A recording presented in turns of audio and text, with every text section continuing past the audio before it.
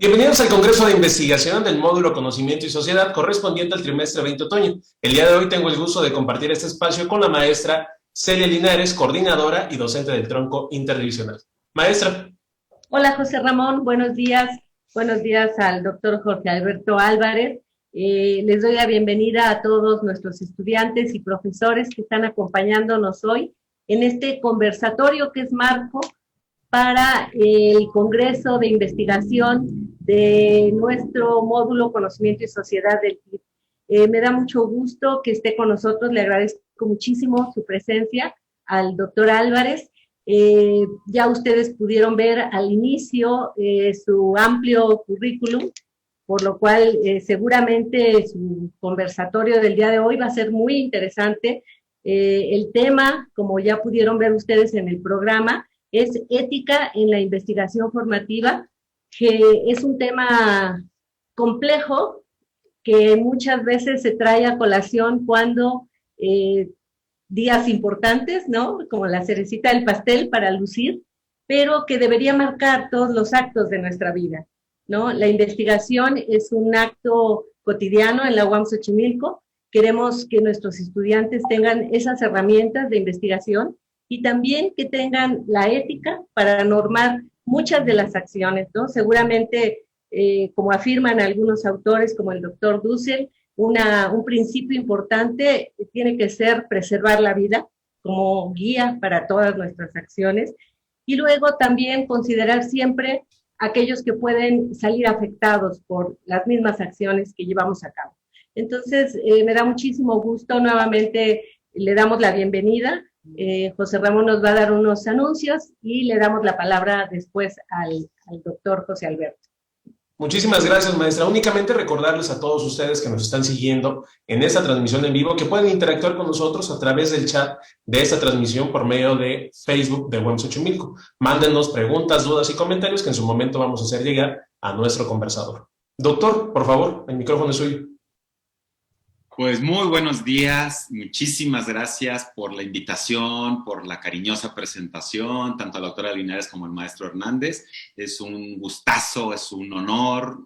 Antes comentábamos que he tenido oportunidad de participar en el TID hace algún rato, no me ha tocado recientemente, pero me parece que una de las grandes fortalezas que se tienen dentro del modelo Xochimilco pues es precisamente este primer trimestre, que probablemente el día 1, el día 2 los toma por sorpresa a muchos de nuestros estudiantes, pero que espero que ya a estas alturas, terminando el trimestre, pues vean que tiene una lógica de por qué utilizar una herramienta muy importante, muy poderosa como lo es la investigación para poder apoyar no solamente la generación de conocimiento, por eso tiene un apellido la charla, la investigación formativa, sino también el hecho de incorporar conocimientos de un modo crítico. No es, ya lo han visto ustedes, una transmisión de yo sé, tú no sabes, yo tengo las papas y tú eres un saco de papas que voy a rellenar con el conocimiento. No, no es esa manera de entender el modelo Xochimilco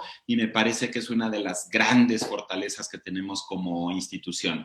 Entonces, me agradezco la invitación a hablar de este tema que efectivamente está, pero no está. No puede no estar porque efectivamente todos los seres humanos tenemos una ética, entonces siempre está presente, pero lo que yo voy a tratar de ver en la primera parte de la charla, antes de ver comentarios, interacciones con quienes nos escuchan en este momento, es que no está de modo tan explícito como me parece a mí que debería de estar el tema de la ética.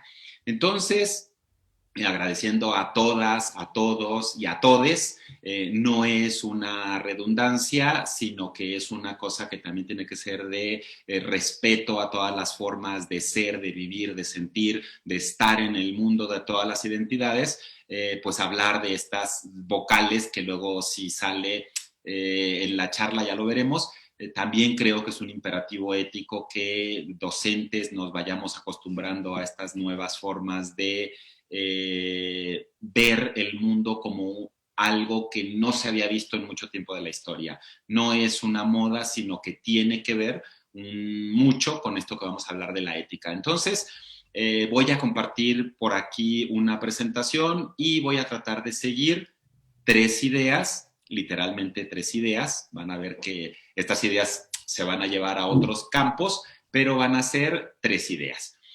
El tema de la ética en la investigación formativa, que fue la charla que muy amablemente me solicitaron, pues lo dividí en 3 preguntas que sucesivamente intentaré responder. Por eso hablo de las 3 ideas.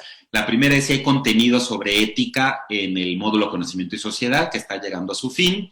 La segunda, si debería haber contenido sobre ética en el módulo Conocimiento y Sociedad. Esto puede ser un sí o no y por qué.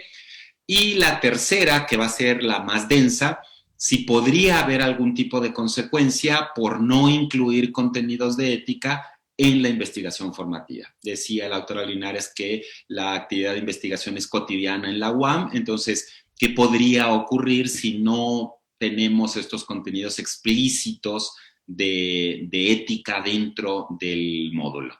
La primera pregunta, ¿hay contenidos? Esto ya lo saben ustedes, entonces por eso va a ser más rápido. Tienen una página montada, preciosa, con lo que es la UAM, con lo que es UAM Xochimilco, con lo que es este tronco interdivisional. Tienen por ahí también su módulo de conocimiento y sociedad y una serie de lecturas para el módulo. Retomando estas lecturas, si reabren, porque ya lo abrieron, ya lo desmenuzaron trocito a trocito el documento Xochimilco, pues en el documento Xochimilco, curiosamente, no se hace mención de la ética de modo explícito. No quiere decir que no haya una ética. El asunto es que la ética está como por abajo o como por detrás, y entonces hay una serie de supuestos éticos que no están explicitados en el documento. El hecho de intentar incorporar la investigación, las miradas transdisciplinarias, de alguna manera es suponer esto es mejor porque nos lleva a otro tipo de habilidades que son necesarias para el momento en que nace la UAM y sobre todo para el momento actual. Entonces, hay, yo diría, una ética implícita, pero no está explicitada. No dice claramente cuáles son valores, virtudes, deberes que pues la comunidad universitaria tenía que ceñirse en su formación. Y luego tienen por ahí un documento que habla de la revitalización del sistema modular, que también lo puede uno leer de arriba abajo, de cabo a rabo, y menciona por ahí la palabra ética como uno de los factores que son importantes en la investigación, y luego hay una nota a pie de página que habla de la ética y no más. Entonces, parece ser que no hay una ética, pero también hay una ética implícita, porque si se supone, bajo esta mirada de estos queridos compañeros y compañeras, que algo tendríamos que hacer para revitalizar el sistema modular, pues eso también es una mirada ética. Tenemos que mejorarlo de alguna manera. Y hay propuestas, está esta que ha salido dentro de la propia institución, y yo creo que es una cosa que habría que pensar y enriquecer. Y dentro del módulo, pues tienen por ahí en el programa precisamente una cita que hizo la doctora Linares y no nos pusimos de acuerdo. No tienen la presentación, por ejemplo, entonces no sabía exactamente qué les iba a compartir yo, pero efectivamente por ahí cuando hablan de la exclusión y las repercusiones de la actividad humana sobre el ambiente, tienen una pregunta guía que dice, ¿es importante considerar la ética para la construcción de un mundo que preserve la vida? Y supongo que se habrán dado discusiones muy interesantes a propósito de una lectura del doctor Enrique Dussel, un filósofo originario de Argentina, pero radicado hace muchísimo tiempo en nuestro país, que ha tenido una serie de aportaciones muy importantes al pensamiento filosófico contemporáneo, no solamente dentro de la UAM o dentro del país, es un filósofo internacional. Y efectivamente, esto ha llevado a tanta reflexión que desde la década de los 70 se habla cada vez más de una rama específica que se llama bioética. Si queremos de alguna manera ser éticos, tenemos que pensar en la vida, y no solamente en mi vida, la vida de la persona que tengo enfrente, sino la vida en general, la vida en el planeta, la vida no humana. Luego también esto probablemente lleve a ciertos límites, hasta dónde tengo que pensar en seres vivos. Las bacterias están vivas y cada que me lavo las manos mato bacterias, y hay una serie de límites que tenemos que tener. La pregunta sería, ¿cómo establecemos esos límites y cómo los ponemos en la vida práctica? Porque no es lo mismo decir que me lavo las manos y matamos bacterias, porque eso supongo que todo el mundo va a estar de acuerdo. No es lo mismo pensar que tenemos a un paciente con amibiasis y que le damos el antiparasitario para matarle las amibas. Estamos matando seres vivos. Pero yo creo que todos estaríamos de acuerdo con ese tipo de vidas eliminadas en este mundo. Luego habría una serie de cuestionamientos en donde a lo mejor no todo el mundo está de acuerdo. Hay quienes comen carne y quienes no comen carne. Entonces, hay gente que dice, bueno, yo creo que sí podemos matar animales para comerlos, y hay otros que dicen, no. Por este principio de respeto hacia la vida, no deberíamos de matar animales. Entonces, hay discusiones contemporáneas muy interesantes respecto de este tema, y creo que aquí es donde se agota la discusión explícita en el módulo Conocimiento y Sociedad. Ante esto, la siguiente pregunta sería, ¿debería haber contenidos más explícitos que este y los implícitos que tenemos? Pues muchas veces cuando habla uno de este tema de la ética, se empieza con que, ¿y qué es la moral? ¿Y qué es la ética? ¿Y qué han dicho los filósofos? Y se hace una historia larguísima que luego termina la gente tan enredada que dice uno, mira, para ponernos de acuerdo en qué es la ética es muy complicado.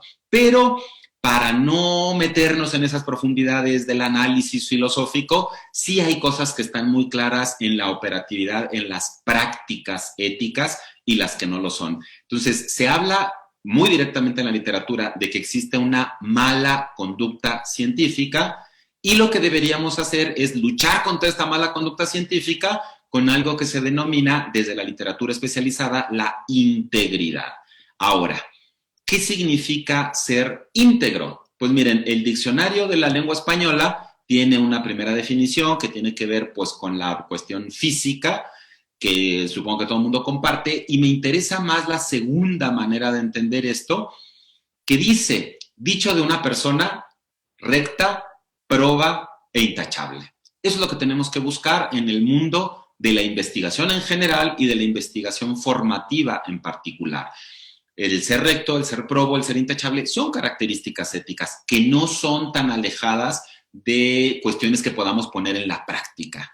Voy a poner algunos ejemplos que dice la literatura de qué son estas malas prácticas. Pues la mala conducta en la investigación científica se puede entender como invención o fabricación de datos. Evidentemente no es una cosa ética que no hayas hecho nada como estudiante todo el trimestre y que al final pongas una serie de números nada más para entregar un trabajo y que te califiquen. Eso no puede ser ético. Inventar o fabricar datos no es ético.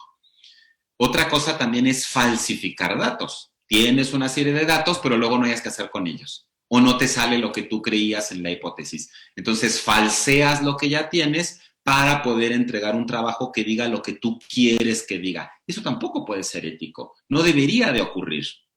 Otra cosa que probablemente la hayan escuchado un poco más, el tema del plagio. Se maneja la citación y se enseña en este primer módulo cómo deben de tomar los otros textos para citarlos, las citas textuales, las paráfrasis, cómo darle crédito a un artículo, a un capítulo, a un libro, a una conferencia, a una imagen en internet. Si no cita uno adecuadamente, es plagio. Y esto es una mala conducta en la investigación científica.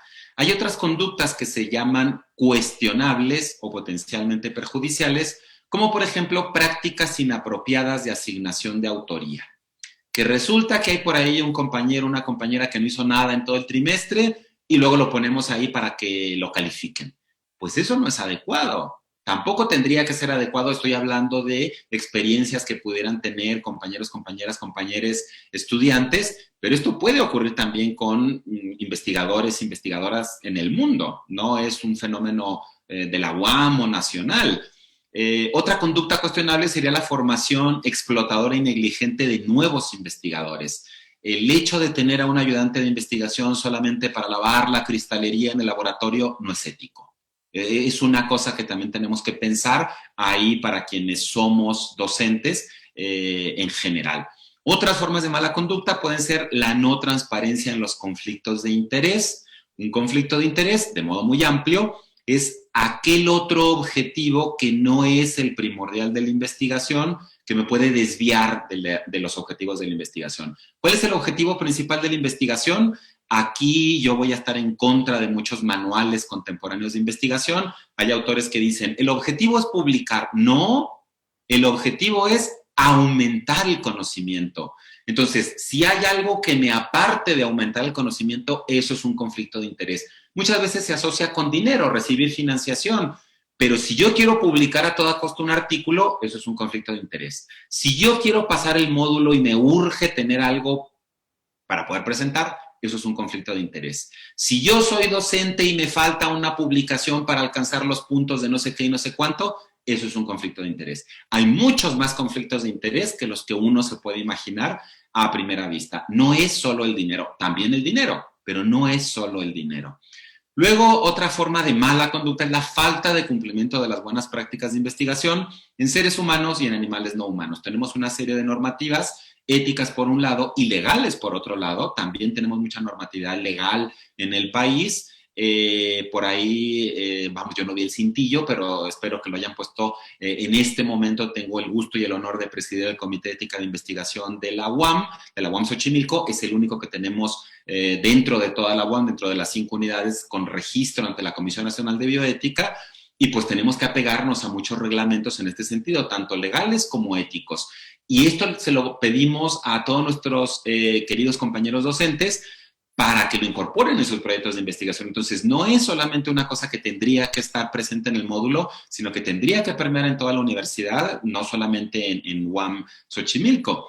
¿Cómo puede entenderse entonces la integridad? Si estas son malas prácticas, ¿cómo puede entenderse la integridad? Pues por lo menos de 3 maneras, como una virtud, como una adherencia a valores y como un seguimiento de reglas.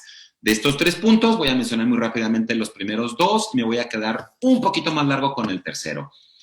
¿Qué puede entenderse como una virtud? Pues hay 2 autores que recuerdan a un filósofo que probablemente recordarán de la prepa, Aristóteles, que en la Ética Nicómaco decía cosas que quedaron en la cultura y ahora son fácilmente entendibles. Cuando yo hago un acto, yo, Jorge Álvarez, cualquiera de ustedes, lo puedo hacer bien o lo puedo hacer mal. Si el acto que hago bien lo repito muchas veces y lo consolido como un hábito, ese hábito bueno Aristóteles le llama virtud. Por eso habla de virtudes. Si yo el acto malo lo consolido como un hábito malo, Aristóteles le llama eso vicio. Hay comportamientos que son viciosos y hay comportamientos que son virtuosos. Entonces, puede entenderse la integridad como un comportamiento virtuoso, como algo que hacemos muchas veces bien hecho. También se puede entender, esta es una propuesta de la Academia Nacional de Ciencias, Ingeniería y Medicina, lo que son las Academias Nacionales de Medicina en Estados Unidos, como una adherencia a valores. Hay ciertas cuestiones, el respeto, la honestidad, que son valiosas y que tenemos que respetar. De estos 2 campos hay literatura disponible, pero de la que hay un poco más de literatura es, me parece que por lo importante de hacer esto operativo, seguir ciertas reglas. En este libro, estos 2 autores, Chamou y Resnick, nos dicen cuáles reglas deberíamos seguir. Y me parece que aplican no solamente para el primer módulo de lo que es UAM Xochimilco, sino para el segundo, el último, docentes y el CONACYT y el que quieran. Me parece que esto lo podríamos operativizar. ¿Cuáles son esa serie de reglas que deberíamos seguir? Pues la honestidad. Tenemos que decir lo que encontramos en los datos de investigación y si no sale lo que creíamos, si no pudimos comprobar la hipótesis, eso también es importante. No se trata de que salga a toda costa lo que yo creía que tenía que salir. No, hay que ser honestos con el trabajo y con lo que reportamos. La objetividad hay que buscarlo en el conocimiento científico desde el primer momento, como en el módulo Conocimiento y Sociedad, hasta toda la vida. El cuidado de nosotros mismos, mismes, de la naturaleza, de la vida, el cuidado de la información, el cuidado de la información que nos brindan en la investigación, el reconocimiento al trabajo de todas y todos, reconocer quién trabaja y quién no trabaja. Es que no es ético que alguien no haga nada en el equipo y que luego lo pongan ahí nada más para que reciba calificación. Eso tampoco debería ser bueno. Todos, todas, todes deberíamos de colaborar para poder dar pues un trabajo final decentemente. La apertura a la crítica, a que cuando uno presenta el trabajo, pues las evaluaciones que tenemos de los docentes, en el caso de los alumnos, de los pares, cuando publicamos algo, pues hay que ser abiertos para escuchar las críticas y poder incorporarlas. La confidencialidad, esto es una cosa muy importante que a veces se pasa de lado. Hay muchas investigaciones, hace rato que no estudié en el TIR, pero me parece que es una cosa que sigue siendo importante de preguntar y que además llama mucho la atención en investigaciones modulares, no solamente en el módulo Conocimiento y Sociedad, sino también en procesos que vemos, por ejemplo, microorganismos y que sale el tema de las infecciones de transmisión sexual y les da por preguntar por la sexualidad. Oye, ¿y tú, tus parejas, y cuántas, y cómo, y por dónde, y cada cuándo? Y hay un montón de cosas. Ese tipo de información es sensible, no todo el mundo la va a decir a la primera, y quienes se animen a compartir esa información, hombre, hay que tener un respeto para poder guardarla, para poder manejarla, para poder compartirla. Es importante el conocimiento, pero hay que guardar datos de confidencialidad. Hay otros temas que también son muy recurrentes desde otras épocas del sexo, droga y rock and roll, pues les gusta preguntar de si consumen drogas, y cuántas, y cuáles, y dónde, y si las compran, dónde las compran, cada cuándo las consumen. Esos datos tienen que ser confidenciales. Hay muchos datos que se manejan en las investigaciones modulares que tendríamos que guardar esas cuestiones de confidencialidad. Respeto por los colegas, tanto a nivel de estudiantes como de docentes, respeto por la propiedad intelectual. Aquí tiene que ver todo el tema de las citas, del no plagio, la libertad. Afortunadamente, también lo comentábamos antes de la transmisión, estamos en un espacio bastante benigno en este sentido en la UAM en general y en la UAM Xochimilco en particular, y tenemos que ser muy respetuosos de la libertad del resto de las personas. La protección de los animales utilizados en la investigación, no debemos hacer cualquier cosa con un animalito no humano, nada más para ver qué le pasa. Ay, pues vamos a agarrar por aquí unas ratitas de laboratorio para empezar a darles este tipo de dieta a ver qué pasa. Hombre, si la dieta es hipercalórica porque le vas a dar un montón de carbohidratos y un montón de lípidos, obviamente la ratita va a engordar. Entonces, hacer algo que ya se sabe no es una cosa ética porque no protege a los animales ni estamos dando nada nuevo en el conocimiento. El siguiente punto, de 15, ya casi terminamos esta parte para avanzar un poquito más, es la protección de los sujetos de la investigación humana, que habría que hablar aquí de muchas cuestiones éticas y legales. La administración responsable no es probablemente tema de muchos compañeros que sean estudiantes, pero sí de compañeros que hagamos docencia e investigación. O sea, un peso que tengamos para poder meter en la investigación, si el peso nos lo da la UAM no tiene dinero, la UAM tiene presupuesto de gobierno fundamentalmente. Entonces, dinero que nos llega a la UAM es dinero del gobierno que redistribuyó vía impuestos. Entonces, peso que se gasta, peso que sale del pueblo que paga impuestos. Entonces, hay que ser muy responsables en qué estamos haciendo cuando hacemos investigación. Respeto por las leyes, por eso mencionaba yo que hay una serie de normatividades éticas y legales que tenemos que seguir. Las cuestiones de responsabilidad profesional, que esto ya tendría que ver cada una de las carreras, cómo lo va gestionando por las especificidades en cada carrera. Y la responsabilidad social. Evidentemente no se trata solamente de hacer investigación por hacer investigación, solamente por publicar, sino muy atinadamente lo tiene reconocido el objeto de transformación en nuestro sistema modular, pues tiene que ser algo de la realidad que traemos para poder darle alguna respuesta a nuestros problemas. Eso es parte de la responsabilidad social. Entonces, como ven, hay algunas cosas de estas que ya tenemos integradas, algunas de modo más implícito que explícito, y creo que tendríamos que potenciar de alguna manera. Y hacia el final de la charla, pues voy a tratar de responder esta última pregunta. ¿Podría haber consecuencias de que no tengamos estos contenidos de ética en la investigación formativa? Les voy a hablar de dos casos históricos muy importantes. El primero es el hombre de Piltdown, este es de las ciencias sociales, y es una historia en donde un grupo de antropólogos a principios del siglo XX falsificaron unos datos diciendo que habían encontrado unos fósiles de un resto humano que ni era humano, sino que era un orangután, y bueno, fue un fraude científico que duró casi medio siglo.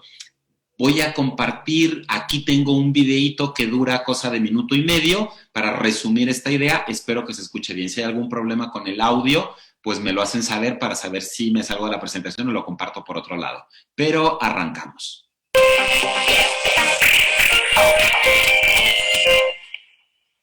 Algo tan descarado como una mandíbula de orangután encajada en el cráneo de un Homo sapiens ha supuesto uno de los mayores fraudes de la historia de la ciencia. Sucedió en 1912. Un obrero encontró cuando excavaba una cantera en Inglaterra los restos de lo que parecía ser un antepasado de los humanos. El trabajador entregó los huesos al arqueólogo aficionado Charles Dawson, que se los mostró al por entonces director del Departamento de Paleontología del Museo Británico, Arthur Smith Woodward, y juntos presentaron los restos ante el mundo como una nueva especie, el hombre de Piltdown. Desde entonces y durante 4 décadas estuvo expuesto en el Museo de Historia Natural de Londres como auténtico, como una nueva especie que vivió hace 2 millones de años, mitad hombre, mitad mono. La pareja continuó con las excavaciones. Encontró más restos del hombre de Piltdown y hasta una primitiva paleta de cricket. La comunidad científica sospechaba, pero no quería ver.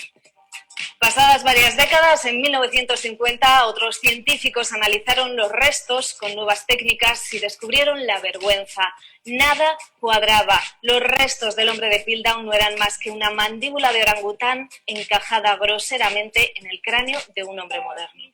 Mucho se ha especulado sobre los posibles bromistas. Se ha señalado incluso a Sir Arthur Conan Doyle. The shape predicted by Smithwood was reconstruction. It is a terrible truth, Watson. Pero sobre todo suenan 3 nombres. La pareja inicial, Dawson y Woodward, y alguien que les ayudó también en las excavaciones y que es curioso, luego fuera inspirador del movimiento New Age, el filósofo Pierre Teilhard de Chardin. Hoy esta historia de la infamia sigue viva y las incógnitas abiertas. Y por ahí están los créditos a propósito de la citación que yo venía diciendo del videíto. Como ven, pues es terrible cómo investigadores van a mentir y van a engañar a la comunidad científica internacional. Van llegando nuevas técnicas, se puede revisar todo esto y bueno, se descubre el fraude. El siguiente caso es igualmente escandaloso, además es mucho más reciente y me parece que las consecuencias que ha tenido son todavía peores que aquello que ocurrió con el hombre de Piltdown. Y van a ver por qué. Les va a sonar, probablemente no les suene este nombre, Andrew Jeremy Wakefield. ¿Quién era este señor? Pues un médico en el Reino Unido que publica un artículo en 1998 en la prestigiosa revista The Lancet, en donde afirma que encuentra una asociación entre la vacuna triple viral que previene sarampión, rubéola y paperas y el desarrollo de autismo en niños. Entonces, esto que dice en este artículo, muy rápidamente, este es un artículo del 2002, él analizó 12 pacientes y dijo que había esta asociación, y en este artículo del 2002 se analizan casi 500,000 de pacientes y concluyen, traducción textual, este estudio proporciona una fuerte evidencia en contra de la hipótesis de que la vacuna triple viral causa autismo. Lamentablemente mucha gente se quedó con esta idea de que las vacunas causaban autismo y habrán escuchado ustedes, hay un movimiento mundial en contra de las vacunas gracias a lo que dijo Wakefield en su artículo. ¿Por qué cito en este momento como una científica? Pues porque se descubrió que todo era un fraude. Cuando empezaron a decirle que su actividad era fraudulenta, estas fueron sus declaraciones. Está en inglés, ahorita les digo más o menos qué es lo que dijo, dura como un minutito también las declaraciones. That follows last week's ruling by Britain's medical regulator that Dr. Andrew Wakefield, the study's main author, behaved unethically with callous disregard for the children involved. The allegations against me and against my colleagues are both unfounded and unjust. I repeat, unfounded and unjust. The charges were he paid children at his son's birthday party to give blood samples and that he'd had a financial interest in discrediting the MMR vaccine. But over the past 12 years, the science used to back up his conclusions has also been discredited, with more than 25 other studies finding no link between the vaccine and autism. ¿Qué es lo que dice este señor cuando le entrevistan? Pues dice que lo que están diciendo en contra de él es unfounded and unjust, que no tiene fundamento y que es injusto. Y luego lo que dice el reportero que está presentando todo esto es que se encontraron conflictos de interés, que yo había mencionado previamente. ¿Qué fue el conflicto de interés? Pues resulta que como médico estaba invirtiendo dinero en una compañía farmacéutica para desarrollar, este es el reporte del Reino Unido que se puede conseguir en internet, para desarrollar una vacuna en contra del sarampión, porque él decía, si se ponen la triple viral, les puede dar autismo, pero si se ponen una vacuna antisarampionosa sola, pues no está relacionado con el autismo. Y él estaba tratando de desacreditar la triple viral para que le compraran su vacuna. Evidentemente es un conflicto de interés muy grande. Esto lo empezó a analizar el Consejo Médico del Reino Unido en enero. Para mayo le retiran el permiso legal. No existe una figura como la cédula profesional en el Reino Unido, pero equivale a eso. Le quitan el permiso legal para ejercer como médico, lo que allá equivale a la cédula profesional. Estos son los documentos y están disponibles en la web. Finalmente, el 2010, la propia revista Lancet se retracta.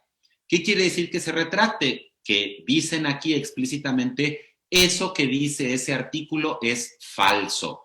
Una revista científica, cuando ya publicó algo, evidentemente no lo puede despublicar. Sería un despropósito. ¿Qué es lo que puede hacer? La retracción. Aparece desde entonces esta leyenda en el artículo y la recomendación es no lo cite. No lo cite porque eso que se dice ahí es falso. Entonces, esto se sabe desde hace más de una década y lamentablemente todavía hay gente que cree que hay alguna asociación entre las vacunas y el autismo. Entonces, vean que mentir descaradamente por un conflicto de interés económico, pues puede llevar a daños sociales que a lo mejor no nos podemos imaginar. Entonces, nada de que yo aquí cuchareo los datos y hago que me den. No. Hay que acostumbrarnos a hacer las cosas bien desde el primer momento, desde el módulo 1, para que se consolide como un hábito, que se haga una virtud, como decía Aristóteles, y luego no hacer estas cosas horribles. A la fecha, Wakefield pues ya no puede trabajar como médico porque no tiene el permiso legal, pero sigue siendo líder de muchos de estos movimientos antivacunas. Esta es una de las últimas manifestaciones antes de la pandemia en donde él seguía asegurando que era una víctima del sistema y que él tenía la razón, aunque todas las evidencias científicas y las cuestiones éticas están en contra de él. Si alguien quiere leer un poquito más de su historia, este periodista, Brian Deere, publicó el año pasado, antes de la pandemia, The Doctor Who Fooled the World, en donde narra todas las evidencias que él fue encontrando y que fue mandando a varios periódicos pues, muy importantes en el Reino Unido, que empezaron a citar en revistas médicas muy importantes como el British Medical Journal, hasta que se le cayó el teatro a este señor con todas sus mentiras. Ya para cerrar, voy a mencionar algunos estudios que se han hecho en todo el mundo para ver qué tan frecuente es esta práctica de la mala conducta y la falta de integridad. Un autor, Fanelli, hace un metaanálisis. Esta es una metodología muy específica en investigación para retomar una serie de datos de muchas investigaciones para reunirlos y sacar una evidencia más fuerte. Y en este metaanálisis que hace en Estados Unidos en el 2009, ¿qué encuentra? 2% de los investigadores, él hace un análisis muy acucioso de los datos que no me va a dar tiempo de profundizar, pero encuentra que el 2% de los investigadores admite haber fabricado o falsificado datos en sus investigaciones. 2%. 14% admite haberlo visto en otros investigadores cercanos. Y el 34%, la tercera parte, admite haber realizado otras prácticas cuestionables. Es escandaloso que la tercera parte de investigadores entrevistados en estos estudios en Estados Unidos admitan directamente prácticas cuestionables. Y 72%, 3/4 partes prácticamente, admite haberlo visto en sus colegas. Cuando yo estaba buscando alguna información en este sentido, imagínense que me encontré un artículo que publicó, por eso no lo cito acá, pero lo publicó un odontólogo muy famoso en los Estados Unidos, que lo publicó el 2002 en una revista y así igualito lo publicó el 2004 en otra revista. Eso no se puede hacer. Eso se llama autoplagio. Si yo ya publiqué algo en una revista, yo no puedo publicarlo igualito en otra revista. Es el mismo texto. Entonces, hay muchas cosas que a veces parece que no son mala conducta, pero que sí lo son. Luego, en el 2012, un poquito después, se pusieron a analizar artículos retirados de PubMed, estos que se retractan, como el que mencioné, de el doctor Wakefield. ¿Y qué fue lo que encontraron en esta otra publicación? 21% de los artículos que retiraron fueron atribuidos a errores no intencionales, es decir, errores experimentales, procedimentales en el cálculo de resultados, una cuestión más atribuible, si quieren ustedes, a la metodología. 67%, 2/3 partes, estaban asociados a casos de fraude, doble publicación, como esto que acabo de mencionar, y plagio, que habían robado ideas de otra persona, no las habían citado y así las pusieron en su publicación. Y este estudio de 2012 también mostró un incremento en más de 10 veces el porcentaje de artículos retirados por fraude sobre el total de artículos publicados en relación a lo que se había retirado en 1975. Es decir, en las últimas 3-4 décadas se ha vuelto 10 veces más común estas malas prácticas en investigación. Entonces, ¿por qué es importante hablar de la ética en la investigación? Pues para no hacer todas estas prácticas inadecuadas. ¿Se puede hacer algo para prevenirlo? Pues también eso se ha investigado. La revisión más reciente es una revisión Cochrane, es un instituto que publicó esto en el 2016, que es famoso por hacer metaanálisis. ¿Y qué fue la pregunta que se hicieron estos investigadores? Pues si había alguna intervención para prevenir esta serie de malas conductas y para promover la integridad en la investigación. ¿Y qué fue lo que encontraron? Primero, definen la ética de la investigación como problemas morales asociados a la investigación o que surgen en el curso de la investigación. Hay muchos tipos de ética, no los definimos, pero hay muchos tipos de ética. ¿Por qué lo definen de esta manera? Pues porque todo lo que tiene que ver con la ética profesional lo eliminaron. Precisamente si alguien va a ser ingeniero, arquitecto, médico, químico, etcétera, diseñadora, pues hay cosas específicas de la profesión que no tienen que ver directamente con la investigación. Entonces, todo ese rubro lo eliminaron. Las intervenciones que buscaron, que encontraron en este metaanálisis, se relacionaron con evitar plagio, con desarrollo de cursos de ética para la investigación y autoría, sobre todo para las publicaciones periódicas, para las revistas. Lo que concluyen es que no hay mucha evidencia por una serie de cuestiones que son importantes para este tipo de análisis. Es decir, tendría que probarse el mismo tipo de intervención, a veces usar una plática, a veces un curso, a veces dura 10 horas, a veces 20 horas, a veces tocan unos temas, a veces tocan otros temas, y eso hace muy difícil poder ver si hay alguna relación o no. Pero lo que todo el mundo piensa para poder prevenir este tipo de conductas es hablar explícitamente de ética, tener alguna intervención para enseñar qué cosa es la integridad, de qué manera se pueden prevenir las malas conductas en la investigación. Lo que no se ponen de acuerdo es en cuáles son esos contenidos y cuánto tiempo deberían de durar. Pero lo que sí está claro es que la única manera que parece que esto se puede conseguir es a través de eso, de hacer explícitos los contenidos de ética. Entonces, la tercera pregunta, yo respondería, pues sí, hay cosas malas que pueden ocurrir si no metemos estos temas desde el TID y creo que estamos en un momento muy importante para repensarlo. Me voy a despedir con las 3 imágenes que pongo siempre que cierro mis pláticas. Una, pues nuestras preciosas jacarandas que tenemos por ahí en UAM Xochimilco, que todos y todas y todes seguramente extrañamos. Quienes no vamos con regularidad, yo he ido 2-3 veces durante la pandemia, más por papeles que por otra cosa.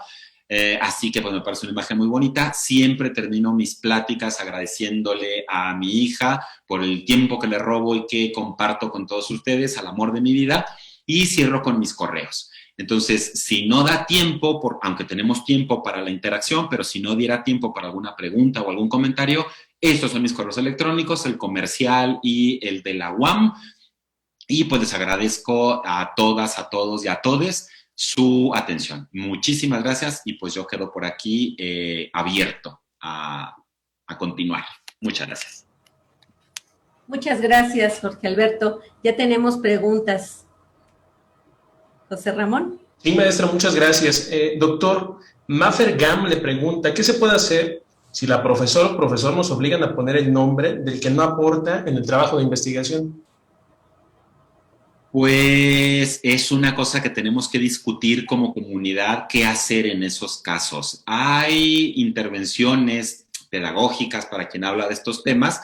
Los profes también luego nos dan aquí capacitaciones sobre pedagogía, sobre técnicas didácticas. Esta es una cosa que como profesores universitarios creo que tenemos que reconocer. No todo el mundo hemos tenido formación docente, pedagógica, didáctica, todo esto tiene mucha teoría y muchas cosas interesantes.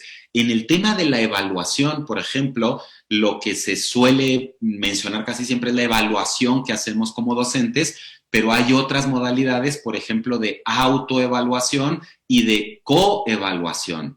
Yo lo que intento hacer con mis grupos es introducir estas dos modalidades. Entonces, siempre les pido con una serie, con una rúbrica para que se evalúen de la manera más honesta posible, con esa aclaración, pues cuál fue la aportación de cada integrante del equipo y cuál fue la aportación de sus compañeros y compañeras. Entonces, teniendo esta visión desde el propio grupo para ver qué fue lo que hicieron, yo personalmente lo que hago es otorgar una calificación diferenciada a quien trabajó más de quien trabajó menos.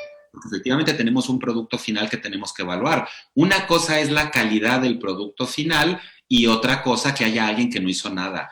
Yo le comento siempre a mis estudiantes, no me parece ético que alguien que no hizo nada pues tenga una calificación aprobatoria. Entonces es una cosa que creo que hay que discutir desde el principio. Si eso ya ocurrió en el trimestre, pues ya estamos muy tarde para discutirlo, pero creo que es una cosa que tendrían que proponerlo con sus futuros docentes en los siguientes módulos y llegar a un acuerdo. Esto es una cosa también muy importante en el mundo de la ética, llegar a acuerdos de modo explícito, que todas y todos digamos, bueno, yo creo que esto es justo, yo creo que esto no es justo, y una vez que se llega al acuerdo, pues tener ese marco de referencia para el curso. Ojalá que sirva para siguientes módulos.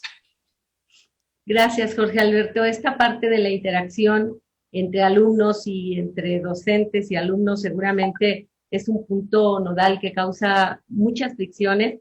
Tú señalas un aspecto muy relevante, como justamente el establecimiento de diálogos que puedan ser simétricos, no desde el poder o desde el obligar a nadie a hacer algo, sino aceptar los argumentos y poder discutirlo, ¿no? Y llegar a acuerdos. Yo creo que eso es como fundamental para poder lograr avances. Tengo una felicitación de parte de Diana Fuentes para tu trabajo que presentas. Y dice que es momento importante para desmontar las malas prácticas científicas, particularmente esta que tú nos comentas y que provocó el movimiento antivacunas. Nancy Olvera te pregunta, ¿usted considera que el hecho de que la ética sea implícita dentro de los programas académicos, o sea, que crees que esté implícita, que no necesitamos hacerla explícita en todo caso? Yo creo que hay mucha ética implícita, pero creo que tenemos que hacerla explícita. Creo que tiene que haber directamente estos contenidos. Me voy a centrar, a veces la argumentación que he llegado a escuchar es por criterios que yo llamaría externos a la UAM. Ay, es que como tal agencia acreditadora para poder tener esta licenciatura acreditada, pues me pide que haya estos contenidos. Independientemente de que lo pidan o no lo pidan las agencias acreditadoras externas a la UAM, que ellas van a su rollo y tienen su forma de entender la realidad y de aplicarla, porque finalmente no se evalúan, desde dentro, desde nuestra propia actividad, yo creo que sí tenemos que decir cuáles son estos valores, cuál es el comportamiento virtuoso que tendríamos que tener, cuáles son las reglas que tenemos que seguir de modo explícito. Y voy a poner un ejemplo. En alguna ocasión un tesista de la maestría de educación, también de UAM Xochimilco, de la división de sociales, tiene un nombre más largo pero no recuerdo en este momento, me hizo una entrevista precisamente por estos temas de inclusión, de temas explícitos en la ética formativa de estudiantes. Y yo le comentaba que mi interpretación personal, que yo no me formé en la UAM Xochimilco, yo llegué a hacer una estancia postdoctoral y luego ya me quedé aprendiendo muchas cosas. y sigo aprendiendo, lo cual me encanta, pero creo que por el origen histórico de la UAM, donde se buscaba y se sigue buscando, es un objetivo que me parece que es un sello distintivo de la UAM, una sociedad más justa, una sociedad más equitativa, una responsabilidad de la universidad frente a los problemas de la sociedad. Creo que esas son cuestiones éticas que están implícitas, pero ahora hay que hacer otras cosas explícitas. En el momento en que nace la UAM a mediados de los 70s, no había tanta literatura, ni había tanta regulación, ni ética, ni legal, para el cuidado de animales de laboratorio, para las investigaciones con seres humanos, para las cuestiones de plagio, de autoría, de publicación. Entonces, sí hay cosas que están, qué bueno que estén, pero tenemos que ampliarlas y tenemos que hacerlas explícitas. Ya hay algunas iniciativas en algunas licenciaturas, en algunos posgrados, y por ahí si se meten específicamente a la División de Ciencias Biológicas y de la Salud, donde están los documentos de esta división, por ahí está el reglamento que tenemos del Comité de Ética de Investigación, y una de las funciones que podemos cumplir es que si nos solicitan algún tipo de asesoría respecto de contenidos de ética para la cuestión educativa, pues el comité está en toda la mejor disposición de colaborar para estos diálogos con compañeros docentes, entre universitarios. Lo amplío universitarios porque desde luego estudiantes tendrían que estar representados, y creo que también, y a veces se nos olvida como trabajadores, y como somos profes pensamos que solamente somos los profes, pero todos nuestros compañeros administrativos, administrativas, también tendrían que colaborar de alguna manera, porque también hay procesos éticos que intervienen en esto. En el momento que los profes nos vamos a una estancia y tenemos que comprobar gastos, pues tiene que ver con esta responsabilidad de la gestión de los recursos públicos, pues porque tenemos que hacerlo. Entonces, hacer explícitas algunas de estas cosas, yo creo que es importante, y creo que en los próximos años, no va a ser mañana, pero que nos tendremos que dedicar un poquito más a explícitamente tenerlos en la UAM.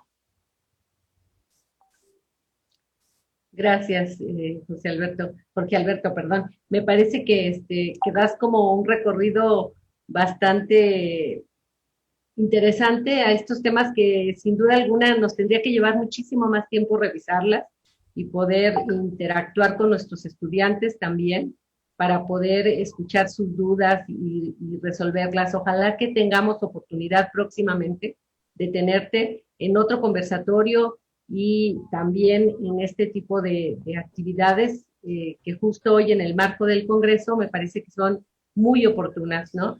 Puede que ya no sirvan para esta investigación que realizaron, porque ya está hecha, pero sin duda alguna, una vez que vives la experiencia, te enfrentaste a todos los problemas de ética y de otro tipo, que con esta plática sin duda espero que ubiquen que no es una situación fácil, ¿no? Que no hay un criterio único y que los parámetros que ya mencionaste son relevantes y no están pasados de moda, ¿no? No son cosas que ya no se lleven o que se escuchen fuera de tiempo y lugar.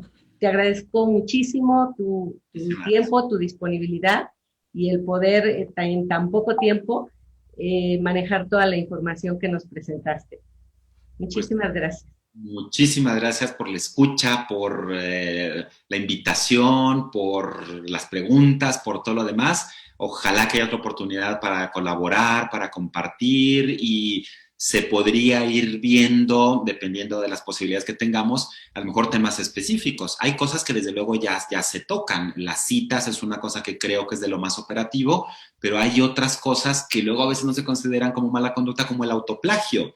Y eso, lamentablemente, es una conducta mala, mucho más común de lo que uno se imagina. Quienes hacemos docencia nos habrá tocado más de una vez ser árbitros para revistas, y a mí me ha tocado con revistas pues de cierto prestigio que me mandan un texto y en una me llamó poderosamente la atención porque era un autoplagio. O sea, una persona que publica en una memoria de un congreso una investigación completita, y así como estaba publicada, así la mandó a la revista. Entonces yo dije, pero esto está copiado. O sea, no voy a hablar más de la revisión del texto, porque por el autoplagio no debería de publicarlo esta revista, y es una revista nacional muy, muy importante. Entonces es mucho más común de lo que uno se imagina este tipo de cosas, que la gente dice, bueno, si es mi texto, ¿Por qué no lo voy a mandar a otro lado? Claro, pero es que en el momento que uno lo manda al primer lugar, ese primer lugar tiene moralmente y legalmente los derechos de reproducir el texto. Uno ya no tiene derecho de reproducirlo en otro lado. Y eso es un autoplagio muy común. Y otro, para cerrar, pues cuando se publica un artículo en una lengua en una revista, por ejemplo en inglés, y luego en otra revista lo traducen o lo publican en español. Entonces, eso también es autoplagio. Y hay que hacer conciencia en nosotros mismos, mismes, como docentes universitarios, para no reproducirlo, porque si uno mete la pata de esa manera y uno lo enseña a las nuevas generaciones, claro, las nuevas generaciones pueden estar aprendiéndolo mal. Por eso creo que también tiene que permear en nosotros este análisis, esta reflexión, esta idea de mejora, pues para poder transmitir las mejores prácticas y no a lo mejor algún error que podamos haber tenido en el pasado. Así que, pues muchísimas gracias a todas y todes por la asistencia, participación, preguntas, y por aquí seguimos. Muchas gracias. Ahora quisiera dar paso a la inauguración formal del Congreso.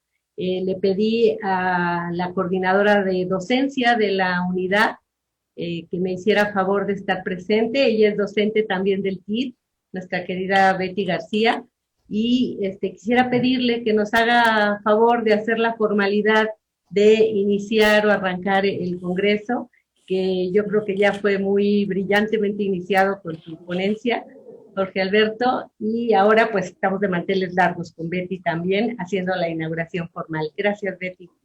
Muchas gracias, Celia. Buenos días a todos. Doctor Jorge Alberto Álvarez, un placer escucharlo. Creo que es una muy buena forma de empezar este congreso que les siembra la semillita a los alumnos de estas cosas tan importantes de la ética, del respeto al trabajo de los otros, de una buena formación académica y personal, porque la ética va más allá, y me encantó escucharlo. Muy buena idea, Celia, José Ramón, de haber iniciado este congreso con esta plática. Y bueno, en virtud del tiempo, vamos a proceder a la formal inauguración de este congreso. Es el segundo que nos toca, ¿verdad, Celia? De manera virtual.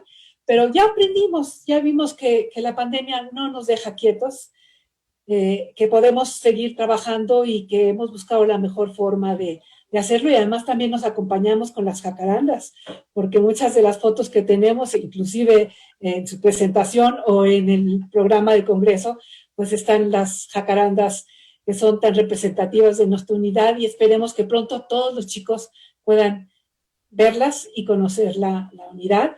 Pues bueno, pues vamos a dar la inauguración formal, siendo el 10 de marzo del año 2021, declaro formalmente inaugurado el Congreso de Investigación del Módulo Conocimiento y Sociedad correspondiente al trimestre 20O. Y que sea un éxito todos los trabajos que tenemos. Hay muchas mesas, hay mucha participación y todos vamos a seguir aprendiendo de todos.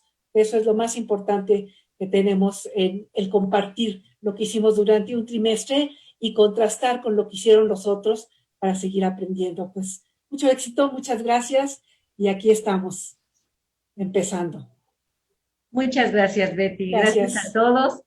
Nos vamos ahora a las salas. Hoy es un día de fiesta, es un día de compartir el conocimiento y de aprender todos de todos, como menciona Betty, y seguir practicando la ética en nuestros diferentes ámbitos. Como dice el doctor Jorge Alberto, no podemos eliminarla, pero hay maneras de argumentar y de justificar y de saber por qué hacemos lo que hacemos y tener las razones para hacerlo, ¿no?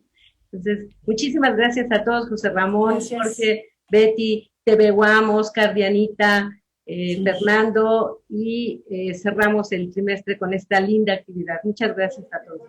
Gracias.